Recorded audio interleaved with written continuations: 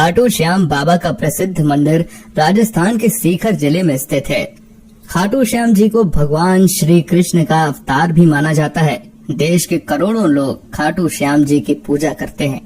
खाटू श्याम जी के मंदिर में हर वक्त भक्तों का तांता लगा रहता है और विशेष रूप से होली से कुछ दिन पहले सीकर जिले में खाटू श्याम जी का विशाल मेला आयोजित किया जाता है, जिसमें राजस्थान सहित अन्य प्रदेशों के श्रद्धालु भी बाबा के दर्शन करने आते हैं।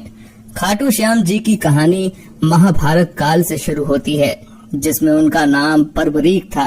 बर्बरीक भीम का पौत्र और घटोत्कच का पुत्र था। बर्बरीक बचपन से ही एक बहुत अच्छा योद्धा था। बर्बरीक ने अपनी माँ से युद्ध कला सीखी थी। बर्बरीक देवी शक्ति का बहुत बड़ा भक्त था। एक बार बर्बरीक ने देवी शक्ति की कठोर तपस्या की। बर्बरीक की कठिन तपस्या से देवी शक्ति वहाँ प्रकट हुई। आंखें खोलो पुत्र। प्रणाम माते। तुम्हारा कल्याण हो पुत्र। मैं तुम्हारी तपस्या से अति प्रसन्न हूँ। बोलो क्या वरदान चाहिए? माते, आपने तो मुझे दर्शन देके ही कृतार्थ कर दिया। अब तो बस एक ही अभिलाषा है, आप अपना आशीर्वाद मुझ पर सदैव बनाए रखिए, जिससे मैं अपना संपूर्ण जीवन दीन दुखियों की सहायता करने में व्यतीत कर सकूं। माँ तथास्तु। तुम सदा दुर्बलों का सहारा बनोगे। मैं तुम्हें ऐसी शक्ति प्रदान करूंगी जो तीनों लोकों में किसी के पास नहीं है। पर याद रहे, तुम्हें इन शक्तियों का दुरुपयोग नहीं करना है। भगवती शक्ति ने बर्बरीक को 3 दिव्य बाण वरदान स्वरूप दिए। वे बाण अपने लक्ष्य को भेद कर वापस लौट जाते थे। इसी वजह से बर्बरीक अजय हो गया। बर्बरीक अपनी माता के पास पहुंचा और देवी शक्ति के दिए हुए वरदान के बारे में उन्हें बताया। माँ, मैं भी कौरव पांडव के युद्ध में जाना चाहता हूँ। मेरे युद्ध में जाने की बहुत इच्छा है। माँ पुत्र बर्बरीक, मैं जानती हूँ तुम एक महान योद्धा हो, इसीलिए मैं तुम्हें रोकूंगी नहीं। पर मुझे वचन दो कि तुम्हारे का सहारा बनोगे। तुम युद्ध में हारने वाले की तरफ से ही लड़ोगे। मैं आपको वचन देता हूँ माँ कि मैं युद्ध में हारने वाले की ही तरफ से लड़ाई करूँगा। अपनी माँ को वचन देकर बर्बरीक ने घोड़ी पर सवार होकर और देवी शक्ति के दिए हुए 3 बाणों को लेकर रवाना हो गया। भगवान कृष्ण तो अंतर्यामी हैं। वो ये सब लीला होते हुए देख रहे थे। भगवान कृष्ण जानते थे कि बर्बरीक केवल हारी हुई सेना की तरफ से ही लड़ेगा, और वो ये भी जानते थे कि कौरवों को भी बर्बरीक के इस वचन के बारे में पता है। बर्बरीक कौरवों का सहयोग कर पांडवों का विनाश कर देगा। इस प्रकार जब वो कौरवों की तरफ से लड़ेगा तो पांडवों की लड़ रही सेना कमजोर हो जाएगी। उसके बाद वो पांडवों की सेना में चला जाएगा। इस तरह वो दोनों सेनाओं में घूमता ही रहेगा। श्री कृष्ण को पता था, अगर बर्बरीक इस युद्ध में शामिल हुआ तो कोई भी सेना नहीं जीत पाएगी और अंत में कौरव पांडव दोनों का विनाश हो जाएगा और केवल बर्बरीक ही शेष रह जाएगा। इसलिए रास्ते में ही श्री कृष्ण ने ब्राह्मण का वेश धारण कर बर्बरीक को रोका। बर्बरीक को रोकने का अब एक ही उपाय है। मुझे बर्बरीक से उसके शीश का दान मांगना होगा। श्री महावीर योद्धा, तुम कौन हो? ये कुरुक्षेत्र की रणभूमि है। तुम कौरवों और पांडवों के युद्ध में क्या कर रहे हो? हे ब्राह्मण देव, मैं घटोत्कच का पुत्र बर्बरीक हूँ। मेरा प्रणाम स्वीकार कीजिए। मैं महाभारत के युद्ध में सम्मिलित होने आया हूँ। ऐसा कैसे हो सकता है पुत्र कि तुम मात्र 3 बाण से युद्ध में सम्मिलित होने जा रहे हो? ब्राह्मण देव, ये बाण कोई साधारण बाण नहीं है। इनमें से मात्र 1 बाण भी शत्रु सेना को परास्त करने के लिए पर्याप्त है, और ऐसा करने के बाद बाण वापस तरकश में ही लौट आएगा।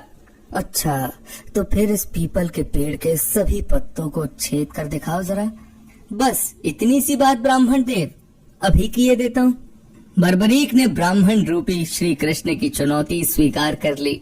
बाण ने अपने लक्ष्य से तुरंत छूटते ही सारे पत्तों को भेद डाला और वापस आकर ब्राह्मण रूपी श्री कृष्ण के पैरों के आसपास चक्कर काटने लगा, क्योंकि उन्होंने भी एक पत्ता अपने पैर के नीचे छुपाया था। ब्राह्मण राज, अपना पैर यहाँ से हटा लीजिए, वरना ये आपके पैर को भी भेद देगा। ये तीर अपने लक्ष्य को पूरा किए बिना तरकश में नहीं लौटते हैं। बर्बरीक के तीर अचूक हैं, लेकिन अपने निशाने के बारे में खुद बर्बरीक को भी पता नहीं रहता है। असली रणभूमि में अगर मैं सभी पांडव भाइयों को अलग अलग कहीं छिपा भी दूं ताकि वो बर्बरीक का शिकार होने से बच जाएं, तब भी बर्बरीक के तीर किसी को नहीं छोड़ेंगे। इन अचूक तीरों से कोई भी नहीं बच सकता है। हे वीर योद्धा, मैं तुम्हारे साहस की सराहना करता हूँ। मैं तुमसे दान स्वरूप कुछ मांगना चाहता हूँ। ब्राह्मण राज, अगर मेरे वश में होगा तो मैं आपकी इच्छा स्वरूप दान की अभिलाषा जरूर पूर्ण करूँगा। मैं वचन देता हूँ ब्राह्मण राज, आप मुझसे दान में जो भी मांगेंगे मैं आपको मना नहीं करूँगा। मुझे तुम्हारा शीश दान चाहिए पुत्र, क्या तुम ऐसा कर सकते हो? आप कौन हैं? मुझे अपना परिचय दीजिए। आप मुझे ब्राह्मण नहीं दिखाई देते, कृपया करके मुझे अपने वास्तविक रूप से अवगत कीजिए।